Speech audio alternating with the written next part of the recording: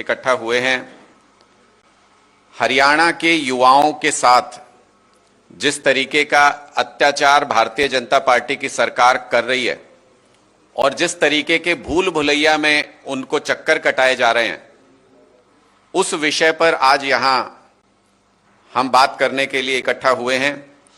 पंजाब में आप सब जानते हैं कि आम आदमी पार्टी की सरकार 2022 में आई और तब से लेकर अब तक 60,000 से ज्यादा सरकारी नौकरी पंजाब के युवाओं को आम आदमी पार्टी की सरकार ने दी है और इस कामयाबी के साथ दी है कि एक भी भर्ती कहीं कोर्ट में नहीं अटकी हुई है, कहीं कोई पेपर कैंसिल नहीं हुआ, कहीं पर कोई पेपर लीक नहीं हुआ और जितने भी युवाओं ने ज्वाइन किया वो छोड़ छोड़ के नौकरी शिफ्ट नहीं कर रहे, चेंज नहीं कर रहे। तो एक बिल्कुल क्लीन तरीके से 60,000 नौकरी पंजाब के अंदर दी गई। इसके ठीक उलट हरियाणा का युवा इस तरीके से नौकरी के लिए आवेदन कर रहा है, मान लो उसकी आंखों पर पट्टी बंधी हुई हो, उसको कुछ पता नहीं है कि आगे का रास्ता कहां जाता है, वो क्वालिफाई करेगा या नहीं करेगा, क्वालिफाई कर जाएगा तो नौकरी ज्वाइन कर पाएगा कि नहीं कर पाएगा, कौन सी भर्ती में सालों तक चक्कर कटाने के बाद फिर वो कोर्ट में अटक जाएगी। ये सारी चीजें हरियाणा में इस वक्त हो रही हैं। मैं एक उदाहरण देके आपके सामने बताना चाहता हूं कि ये भूल भुलैया कैसा है जो नायब सिंह जी ने और भारतीय जनता पार्टी की सरकार ने हरियाणा में रचा है। अभी तक ये कहते हैं कि पिछले 11 साल में इन्होंने 2 लाख से ज्यादा नौकरियां हरियाणा के अंदर निकाली, ऐसा सरकार का दावा है। उन 2 लाख में से आपको यह जान के ताज्जुब होगा कि भर्ती प्रक्रिया जिनमें पूरी हुई वो सिर्फ 1,20,000 है। मतलब जो भूल भुलैया के आखिरी सिरे तक पहुंचने का प्रयास कर पाए वो बच्चे 1,20,000 हैं। इन 1,20,000 में से 25,000 के करीब युवा ऐसे हैं जिनका पहले ग्रुप डी में सिलेक्शन किया गया और फिर वो ग्रुप सी या ऊपर के पदों पर उन्होंने ज्वाइन कर लिया, यानी वो अल्टीमेटली पद खाली हो गए। 1,20,000 में से उसको माइनस कर दीजिए। 20,000 से ज्यादा, 25,000 ऐसे युवा हैं। 20,000 से ज्यादा ऐसी नौकरियां हैं जो अलग अलग केसेस में कोर्ट में आज भी धक्के खा रहे हैं युवा, वो कोर्ट में अटकी हुई हैं। और इस 11 साल के अंतराल के दौरान जब इन्होंने ये नौकरियां देने का ये दावा कर रहे हैं, उस दौरान 50,000 से ज्यादा सरकारी कर्मचारी रिटायर हो चुके हैं। जब ये नई नौकरी देने की बात कर रहे हैं तो 50,000 रिटायर भी हो गए। तो अगर 1,20,000 के आंकड़े में से आप इफेक्टिवली देखें कि नई नौकरियां कितनी दी तो 50,000 माइनस कर लीजिए, 25,000 जो पद छोड़ के दूसरे पद पे आ गए वो माइनस कर लीजिए और 20 से 1,000 नौकरी जो कोर्ट के चक्कर में उलझी हुई है वो आप उनको जमा घटा करके देखेंगे तो 11 साल के अंतराल में ये 20-25,000 सरकारी नौकरी अभी तक हरियाणा की सरकार ने दी है। पंजाब में 3 साल, 3.5 साल के अंदर 60,000 नौकरियां बिना किसी डिस्प्यूट के आम आदमी पार्टी की सरकार दे चुकी है। तो ये 2 रियलिटीज हैं जिनमें फर्क साफ साफ नजर आता है। लेकिन हाल ही में एक ऐसा इंसिडेंट हरियाणा की भर्ती प्रक्रिया में हुआ है, एक ऐसा काम हुआ है जिससे पूरे हरियाणा के युवाओं के कान खड़े हो गए कि ये हो क्या रहा है, हमारे साथ किया क्या जा रहा है। आप देखिए, एक ऐसे विशियस साइकिल में घुमा दिया हरियाणा के युवाओं को कि चक्कर काटते रहो काटते रहो काटते रहो। उसका मैं उदाहरण आपके सामने रख रहा हूं। असिस्टेंट प्रोफेसर की 613 पोस्ट निकाली गई और यह पोस्ट मैं आपको बताऊं कि 2019 के बाद 6 साल में यह पोस्ट निकाली गई थी। इसके लिए युवाओं ने टेस्ट दिया और आपको जान के ताज्जुब होगा कि जब लिखित प्रक्रिया पूरी हुई, लिखित टेस्ट की, तो 613 पोस्ट के लिए, अभी तो इंटरव्यू भी बाकी है, तो 613 पोस्ट के लिए कोई अंदाजा अगर लगाए तो सामान्य तौर पे आदमी कहेगा 1,000-2,000 युवाओं का रिटर्न क्लियर हुआ होगा। उसके बाद इंटरव्यू में से उनमें 613 को छांट लिया जाएगा। लेकिन ये हरियाणा की भर्ती है, ये नायब सिंह जी की सरकार की भर्ती है। इसमें 613 पोस्ट के लिए जब रिटर्न टेस्ट पूरा हुआ तो पता चला कि उसमें से सिर्फ 151 युवा रिटर्न टेस्ट क्लियर कर पाए, सिर्फ 151 युवा। और मान लो इंटरव्यू में भी दो चार को आपने ऊपर नीचे कर दिया, फिर क्या होगा? ये जो 613 जो इंग्लिश के पोस्ट निकले थे, मैं आपको बताऊं हरियाणा के कॉलेजेस में असिस्टेंट प्रोफेसर की जबरदस्त कमी है। हरियाणा के कॉलेजेस में, हरियाणा की यूनिवर्सिटी में 3000 पद खाली पड़े हैं इस वक्त, 3000 पद। मतलब कि हरियाणा के कॉलेज में अगर युवा जाता है तो वो कैसे पढ़ेगा बिना असिस्टेंट प्रोफेसरों के? आप टेम्परेरी टीचर्स को लगा के उनको पढ़वा रहे हो। फिर जब कुछ बच्चों ने अप्रोच किया एचपीएससी को, तो उनको ये डायलॉग सुनने को मिला, बोले कि इंग्लिश नहीं आती हरियाणा के युवाओं को। 35 नंबर नहीं ले पाए, 35% नंबर नहीं ले पाए, और उनको ये टोंट किया जाता है कि अंग्रेजी में 35% नहीं ले पाए तो भाई हम क्या करें? अंग्रेजी में 35% नहीं ले पाए हरियाणा के युवा, तो हम क्या करें? तो कौन जिम्मेदार है इसके लिए? पहले तो मैं उन्हीं के मेरिट पे चला जाता हूं, उनको क्वेश्चन बाद में करेंगे। अगर 35% अंक नहीं ले पाए तो कौन जिम्मेदार है? स्टूडेंट्स तो 35% 8वीं में भी लिए थे, उसने वही पास परसेंटेज उसने 10वीं में भी पास किया, 12वीं में भी लिए इतने मार्क्स, उसको पता है कि इतने लेने होते हैं पास होने के लिए। फिर ग्रेजुएशन में लिए, यहां तो पोस्ट ग्रेजुएशन में भी लिए इस केस में। तो फिर उन्होंने नेट और वो जेआरएफ तक कर रखा है बहुत से बच्चों ने।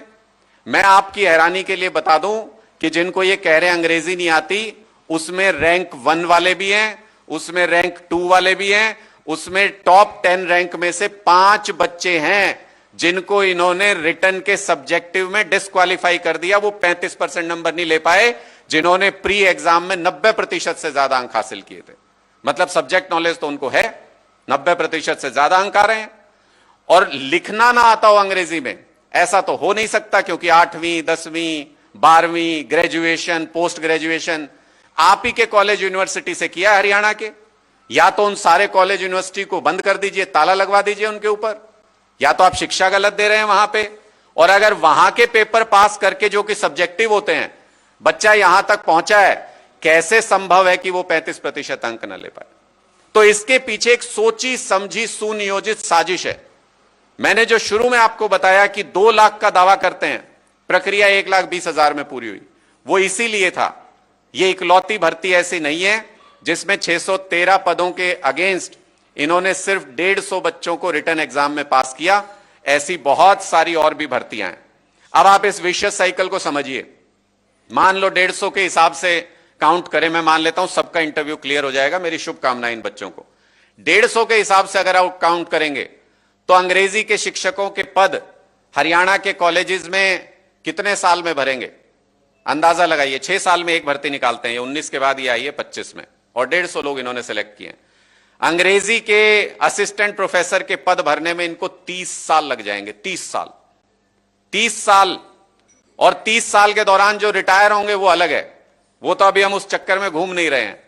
तो मुझे ये समझाएं, एचपीएससी के जो चेयरपर्सन हैं, और नायब सिंह जी मुझे जरा ये समझाएं कि 30 साल तक जब अंग्रेजी के असिस्टेंट प्रोफेसर टीचर्स कॉलेज में नहीं होंगे, तो इसका मतलब आने वाले 30 साल में भी बच्चे तो नहीं सीख पाएंगे सब्जेक्टिव आंसर देना फिर आपके हिसाब से, और फिर वो तो आगे भी जॉब के लिए क्वालिफाई नहीं कर पाएंगे। इसका मतलब हरियाणा की सरकार इन सरकारी नौकरियों के पदों को भरना ही नहीं चाहती है, सैलरी नहीं देना चाहती है, बजट में से खर्च नहीं करना चाहती है। कितने बच्चे हर साल ग्रेजुएट करते हैं हरियाणा में? 2 लाख बच्चे ग्रेजुएट कर रहे हैं हर साल। अब तक इनके कार्यकाल में 11 साल में 20 लाख से ज्यादा बच्चे ग्रेजुएट कर चुके हैं। 20 लाख से ज्यादा बच्चे। इन्होंने नौकरी कितनी दी? इफेक्टिव नंबर अगर देखें तो 20-25 हजार सरकारी नौकरियां इन्होंने दी हैं। बाकी टेम्परेरी जॉब्स के सहारे और दूसरे तरीकों से ये किसी तरह सिस्टम को चलाना चाहते हैं। मैं कुछ भर्तियां आपके सामने पढ़ रहा हूं जिनमें इन्होंने सेम मॉडस ऑपरेंडी इस्तेमाल किया। और मैं आपको यह बता दूं कि मैं अभी वो सवाल ही नहीं उठा रहा हूं कि इनमें से हरियाणा के कितने हैं जो सिलेक्ट हुए हैं, वो सवाल अलग है, उस पर फिर किसी दिन बहुत विस्तार में चर्चा करेंगे। और बहुत गंभीर सवाल है। इनकी पिछली सरकार कहती थी हम 75% 80% रोजगार हरियाणा के युवाओं को देंगे। वो भी किसी दिन इनकी पोल पट्टी खोलेंगे कि हरियाणा के युवाओं को कितना रोजगार मिल रहा है और बाहर से कितना रोजगार दिया जा रहा है। लेकिन उससे भी गंभीर सवाल जो है, ये तो मैंने जो बताया कि हरियाणा के युवाओं के साथ क्या हुआ, लेकिन इससे भी गंभीर सवाल हरियाणा के आरक्षित श्रेणी के युवाओं के साथ क्या हो रहा है, वो बहुत गंभीर सवाल है। ये लोग सामाजिक और आर्थिक तौर पर बहुत संघर्ष करके यहां तक पहुंचते हैं। आरक्षण इसीलिए तो दिया गया ना कि सामाजिक और आर्थिक तौर पर बहुत इनको संघर्ष करना पड़ता है, तब जाके स्टेज पे पहुंचते हैं कि नौकरी मिल जाए। और 613 पदों की असिस्टेंट प्रोफेसर की भर्ती में मैं आपको बताऊं कि सिर्फ 17 लोग 301 में से सिर्फ 17 आरक्षित पदों के लिए रिटर्न क्लियर कर पाए हैं। जिन्होंने आरक्षित वर्ग कोई ना कोई चूज किया था, ऐसे सिर्फ 17 छात्र हैं। आप सोच सकते हैं 301 पद हैं, उसमें से आरक्षित वर्ग के सिर्फ 17 युवाओं को इन्होंने पास किया है। इसका मतलब आरक्षित वर्ग में रोजगार देने की भारतीय जनता पार्टी की नीयत ही नहीं है। अगर हिम्मत है भारतीय जनता पार्टी में तो सामने आके कहें कि वो आरक्षण खत्म करना चाहते हैं, फिर उनको उनकी जगह लोग दिखाएंगे। उन्होंने पहले जब जब ऐसा प्रयास किया तो उनकी जगह लोगों ने उनको दिखाई, लेकिन इस तरीके से आप आंकड़ों की चालबाजी करके पेपर के अंदर आप गड़बड़ तरीके से अगर आरक्षित युवाओं को रोजगार से दूर रखना चाहते हैं तो इस साजिश को हम बेनकाब करते रहेंगे, आने वाले समय भी इसको उठाएंगे।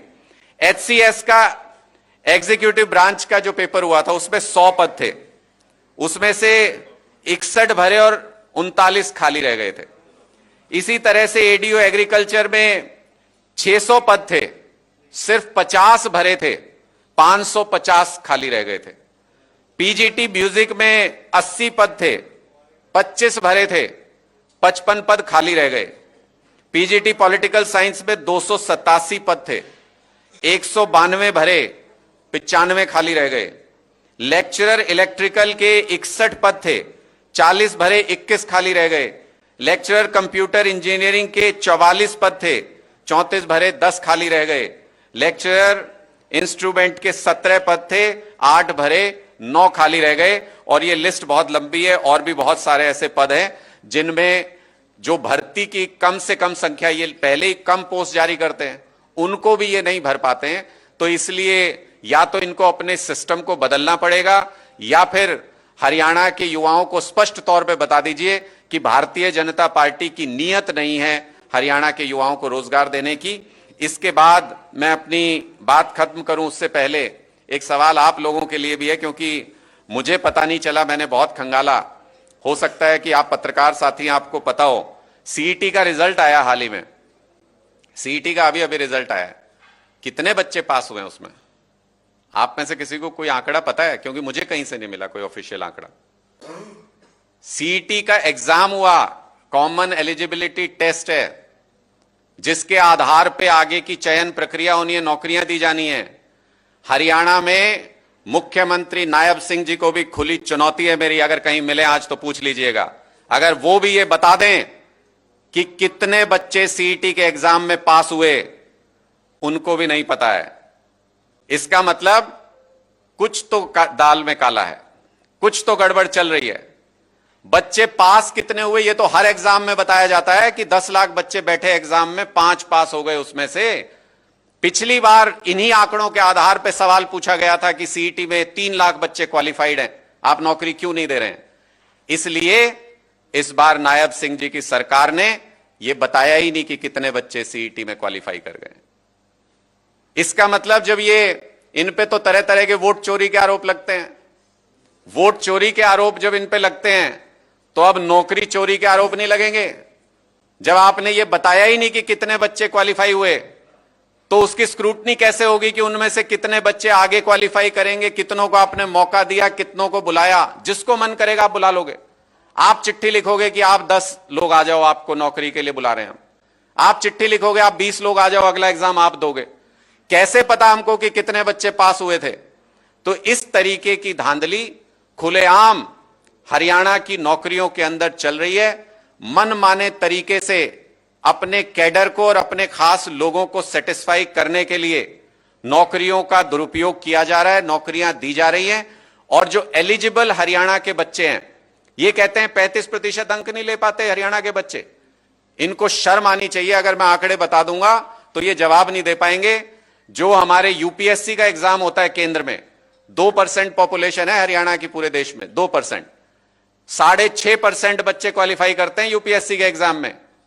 इनके एग्जाम के स्टैंडर्ड से कहीं ऊपर है वो एग्जाम। वहां हमारे बच्चे पूरे देश में कंपीट करके अपनी पॉपुलेशन के परसेंटेज से 3 गुना क्वालिफाई कर रहे हैं। ये यहां कह रहे हैं इनको आंसर लिखना नहीं आता सब्जेक्टिव। वो बच्चा जो 10वीं 12वीं ग्रेजुएशन पोस्ट ग्रेजुएशन लिख के आया है, ये कह रहे हैं उसको आंसर लिखना नहीं आता। तो युवाओं का अपमान करना छोड़े नायब सिंह जी, और ये बताएं साफ तौर पर कि युवाओं को रोजगार, युवाओं को सरकारी नौकरी देने से क्यों बच रही है भारतीय जनता पार्टी की सरकार। सीईटी में कितने बच्चे क्वालिफाई किए वो नंबर क्यों नहीं बताती भारतीय जनता पार्टी की सरकार। और पड़ोस की सरकार पंजाब की, उससे अगर थोड़ा बहुत सीख सकते हो तो आगे से कोर्ट में ना जाएं भर्तियां। इस तरीके के लूप होल उसके अंदर मत छोड़ा कीजिए। नियत अगर नौकरी देने की हो तो लूप होल नहीं छोड़े जाते। लूप होल इसलिए छोड़े जाते हैं कि कोई कमी छोड़ दो जो दिख रही है साफ साफ। मतलब चाय में मक्खी है और दिख रही है तो कौन पिएगा। तो बच्चों को दिखा दो कि ये कमी है इस भर्ती में, वो कोर्ट चले जाएंगे, भर्ती अटक जाएगी, हमें नौकरी नहीं देनी पड़ेगी, सैलरी नहीं देनी पड़ेगी। ये नियत भारतीय जनता पार्टी की है, जो हरियाणा के युवाओं के साथ इस तरीके की ज्यादती कतई बर्दाश्त नहीं की जाएगी। आपके कोई सवाल हैं तो आप पूछ सकते हैं। हरियाणा पे आप सवाल उठा रहे हैं भर्ती पे, पंजाब में क्या मैकेनिज्म है जो वहाँ कोई इस तरह का विवाद नहीं हो रहा भर्तियों को लेके, और एजुकेशन में वहाँ हायर में या सेकेंडरी में पोस्टें खाली नहीं है वहाँ पे, मतलब जैसे देखिए पिछली सरकारों ने, चूंकि दशकों तक जो सरकारें रही है उन्होंने लूटा और सरकारी सिस्टम को कोलैप्स करने की कोशिश की है। तो पंजाब में भी जब हमें इंफ्रास्ट्रक्चर मिला तो लगभग यही स्थिति थी, सरकारी पद खाली पड़े हुए थे लगभग हर डिपार्टमेंट में। लेकिन हर साल हर डिपार्टमेंट में पोस्ट निकले, ये पंजाब के अंदर सुनिश्चित हुआ। हमने उसका एक कैलेंडर बनाया। जो एग्जाम है उसमें किसी भी प्रकार से उसको लीक नहीं होने दिया जाएगा, यह हमारा कमिटमेंट है। और कोई पेपर लीक नहीं हुआ पंजाब के अंदर। और जो भर्ती प्रक्रिया है उसमें अगर आप सिफारिश माइनस कर दें, अगर पॉलिटिकल सिफारिश माइनस कर दें, आपने पास्ट में भी देखा होगा हरियाणा में चौटाला साहब को जो सजा हुई थी किस लिए हुई थी कि घर से लिस्ट बना के दे दो, ले भाई ये भर्ती करने हैं। तो अगर ऐसे भर्ती करोगे तो चुनौती दी जाएगी उसको और वो भर्तियां कैंसिल होंगी। अगर भर्ती प्रक्रिया में से पॉलिटिकल सिफारिश माइनस कर दी जाए तो कोई कारण नहीं बनता कि उस भर्ती के अंदर कोई गड़बड़ हो जाए और उसको कोई चुनौती दे दे।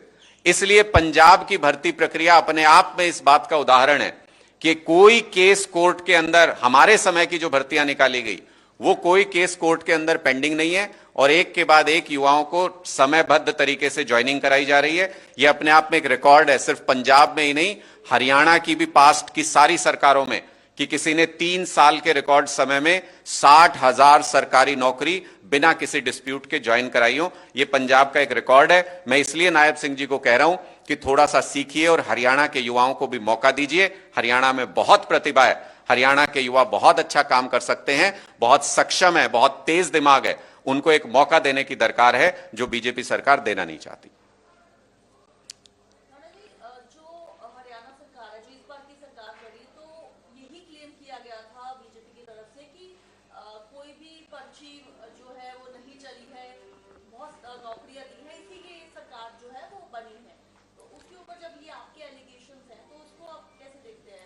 देखिए आप वो तो बीजेपी का क्लेम था कि इसलिए बनी है, लेकिन असली कारण तो आप सबको भी पता है कि अगर विपक्ष में बैठे जिनकी जिम्मेदारी है सरकार को पलटना और सरकार को के खिलाफ आवाज उठाना, अगर वो लोग साझेदारी करके बैठ जाएं, जैसे अभी आपने पंजाब में भी प्रकरण सुना होगा कि आजकल कांग्रेस में बड़ी गुत्थम गुत्था चल रही है। कह रहे हैं कि 500 करोड़ देके चन्नी जी मुख्यमंत्री बने थे, फिर आया कि नहीं नहीं ठीक आंकड़ा 350 करोड़ था, 500 करोड़ नहीं था। तो अभी तक तो लोग ये सोचते थे कि कांग्रेस के विधायक बिक जाते हैं। पहली बार ये सार्वजनिक हुआ है कि कांग्रेस में सीएम पद भी बिकाऊ है और हरियाणा के अंदर पूरी कांग्रेस पार्टी बिकाऊ है, जिसको भारतीय जनता पार्टी ने खरीद लिया है। और जब विपक्ष को, जिसके साथ आपका मुकाबला है, जब आप उसको मैनेज कर लेते हैं, यही राजनीति गुजरात के अंदर लंबे समय तक भारतीय जनता पार्टी ने की और यही राजनीति हरियाणा के अंदर चल रही है। बीजेपी के सरकार में वापस आने का कारण कुछ और नहीं है, लोग पसंद नहीं करते हैं, सिर्फ एक कारण है कि कोई उनको चुनौती देने वाला नहीं था। हुड्डा साहब ने पूरे जो मैंडेट था उसको कॉम्प्रोमाइज करके बीजेपी की गोद में रख दिया। वोट चोरी वाला जो है आरोप, उसमें कोई वो निराधार है, इसका मतलब वोट चोरी का कोई मसला नहीं है हरियाणा? देखिए, मैं आपको बताऊं, अगर आप इस पूरे सिस्टम को समझने का प्रयास करेंगे तो बीजेपी जो भी चुनाव के अंदर धांधली करती है उसके अंदर कोई रॉकेट साइंस नहीं है। हम उसको पहले भी बता चुके हैं, हम उसको फिर सार्वजनिक समय समय पर करते रहेंगे। बीजेपी का सारा खेल वोट काटने और जोड़ने का खेल है। जिसको जो आपके खिलाफ है उसका वोट काट दो और जो आपको वोट दे सकता है, बाहर से भी लाके फर्जी वोट बनवाना है तो बनवा दो। इसके बीच में बीजेपी का पूरा खेल समाहित है। हर राज्य में भारतीय जनता पार्टी यही करती आई। पहले हरियाणा में किया, फिर महाराष्ट्र में किया, फिर बिहार में किया। जब दिल्ली का चुनाव था तो हमने सार्वजनिक किया था, ऐसे लोगों को लाके 100 लोगों को बिठा दिया था सामने, जो ये कह रहे थे कि हमें मरा बता के वोट काट दिया, हम तो जिंदा हैं। ऐसे लोगों ने सामने आके बयान दिए। हमने बताया कि सांसदों के घरों में 50-50 वोट बनाए जा रहे हैं एक एक सांसद के घर में, और दिल्ली में तो सारे ही सांसद रहते हैं पूरे देश के। कैसे हजारों वोट वहां पर बने, हमने वो सार्वजनिक किया। अरविंद केजरीवाल जी की कॉन्स्टिट्यूएंसी में 1.5 लाख वोट में से आपको जान के आश्चर्य होगा 50,000 वोट काट दिए गए, तब चुनाव कराया गया था। 1/3 वोट काट दोगे कॉन्स्टिट्यूएंसी में, फिर चुनाव ही क्यों करा रहे हो? फिर तो सीधे ही कह दो कि यहां ये जीतेगा, यहां ये जीतेगा, नाम लिख के दे दो पर्ची में।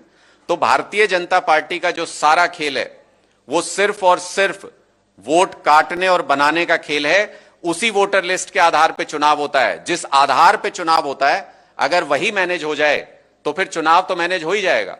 तो ये सार्वजनिक तौर पे ये तरीका सबके सामने है। इसके अलावा बाकी जितने भी क्लेम किए जाते हैं वो क्लेम है, उनका अभी तक प्रूफ नहीं है। लेकिन ये ऐसी चीज है जिसका प्रूफ सार्वजनिक है, लोगों के सामने है। समय समय पर कांग्रेस पार्टी जिस तरीके से इस मुद्दे को उठा रही है, मैं उसकी भी आज आपके सामने पोल पट्टी खोलना चाहता हूं। जब दिल्ली में ये वोट चोरी का मामला आया तब ये कांग्रेस वाले नहीं बोले, तब इनको कोई दिक्कत नहीं थी। बाद में इन्होंने कहा वोट चोरी वोट चोरी। हरियाणा का उदाहरण देके बताऊं, राहुल गांधी बोले ब्राजील की मॉडल, ये उसका वोट बना हुआ है, यहां पे फर्जी वोट बना हुआ है। कांग्रेस पार्टी मर गई क्या हरियाणा में?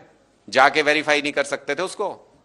पूरी कांग्रेस पार्टी हरियाणा की मिलके वो वेरीफाई नहीं कर सकते थे जो उनका सबसे बड़ा नेता बोलने जा रहा था। दरअसल राहुल गांधी प्रेशर कुकर की सीटी हैं और वो बीजेपी के लिए प्रेशर ईज करने का काम करते हैं। जब जब जनता का प्रेशर बीजेपी के ऊपर पड़ता है कि नहीं ये गलत कर रहे हैं, पकड़े गए, तब तब राहुल गांधी आते हैं, सीटी बजाते हैं और उस कुकर के प्रेशर को ईज कर देते हैं। इसका सबसे बड़ा उदाहरण ये ब्राजीलियन मॉडल वाला एग्जाम्पल है। अगर वो चाहते तो हरियाणा के 1000 ऐसे वोटर को सार्वजनिक तौर पे बिठा सकते हैं जिनके वोट काटे गए हैं और जो एग्जिस्ट करते हैं, जो जिंदा हैं। लेकिन उन्होंने ये नहीं किया। उन्होंने सुबह ऐसी प्रेस कॉन्फ्रेंस की ब्राजीलियन मॉडल पे जो शाम होते होते जिसकी हवा निकल जाए। यानी वो मुद्दा उठाते हैं बड़ा और शाम तक लोगों को एहसास करा देते हैं नहीं नहीं यार ये तो फर्जी था, ये तो मामला गड़बड़ नहीं था, ये तो टेक्निकल मिस्टेक कोई रही होगी। ये काम राहुल गांधी जी का है जो वो समय समय पे करते हैं। और भूपेंद्र हुड्डा जी तो बैठे ही भारतीय जनता पार्टी की गोद में हैं। तो ऐसे मैनेज्ड सिस्टम में किस तरीके से भारतीय जनता पार्टी को चुनौती दी जाए, ये हरियाणा के युवाओं को और हरियाणा के लोगों को सोचना पड़ेगा।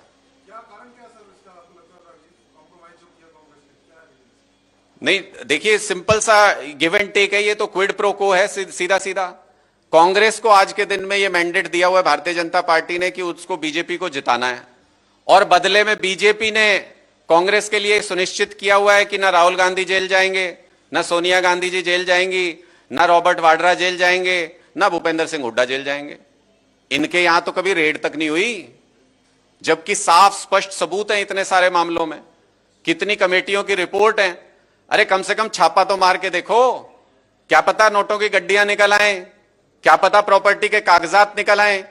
लेकिन ऐसा होगा नहीं, क्योंकि सिस्टम सेट है।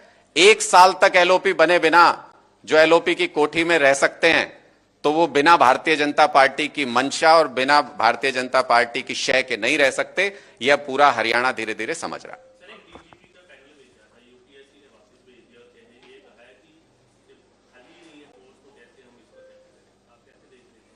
देखिए, मुझे इस पूरे मामले की जानकारी अभी नहीं है। मैं डिटेल में इसकी जानकारी लेके मैं आपको उसके बारे में बताऊंगा। तो आपका भी अलायंस रहा राहुल से, तो आपने उस समय कोई सलाह नहीं दी कि भाई क्या करते हो? नहीं, मैं कह तो रहा हूं, सलाह का फायदा तो तब होता है जब सामने वाला कुछ करना चाहता हो।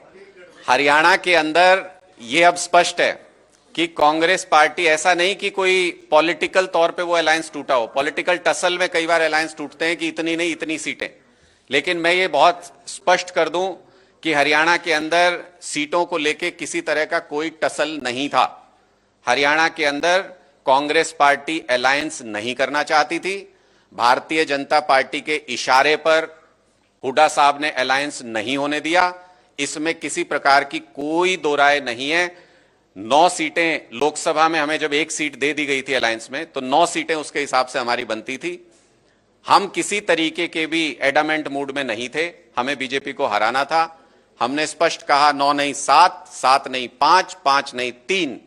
अगर कोई 3 पे भी गठबंधन ना करे तो इसका मतलब उसकी नीयत नहीं है गठबंधन करने की। उसे भारतीय जनता पार्टी की तरफ से इशारा है कि तुम गठबंधन मत होने देना, और हम लास्ट डेट जो होती है नॉमिनेशन वापस लेने की, उस तारीख तक केजरीवाल को जेल से बाहर नहीं आने देंगे।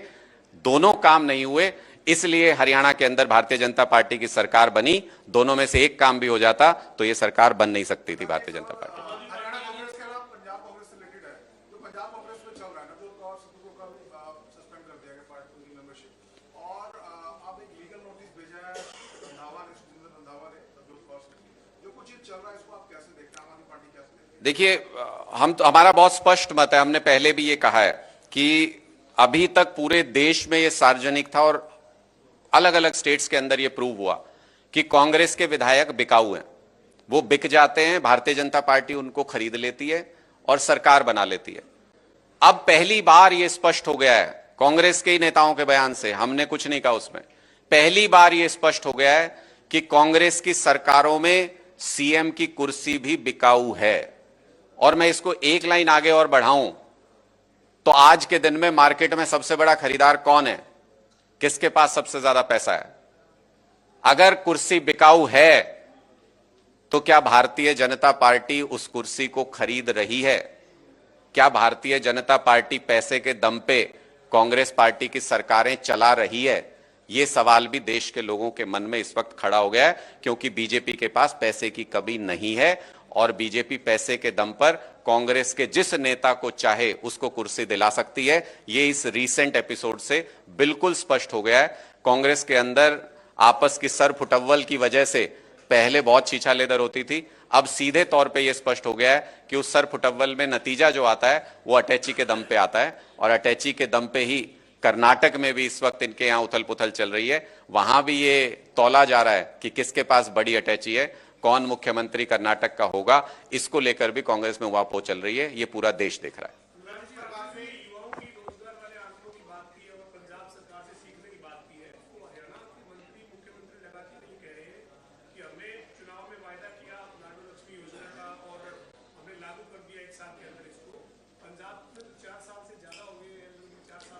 देखिए, आपने बहुत अच्छा सवाल पूछा। जो भी योजना लागू की जाए उसकी नीयत साफ होनी चाहिए। हरियाणा के अंदर जिस लाडो लक्ष्मी योजना को हरियाणा के मुख्यमंत्री लागू करने का दावा करते हैं, मैं उनसे ये पूछना चाहता हूं कि हरियाणा में कितनी महिलाएं हैं।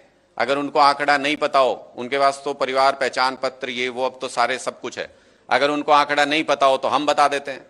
1,40,00,000 के आसपास हरियाणा के अंदर महिलाएं हैं। उन्होंने लाडो लक्ष्मी योजना जिन महिलाओं को दी है उनकी संख्या 5 लाख है।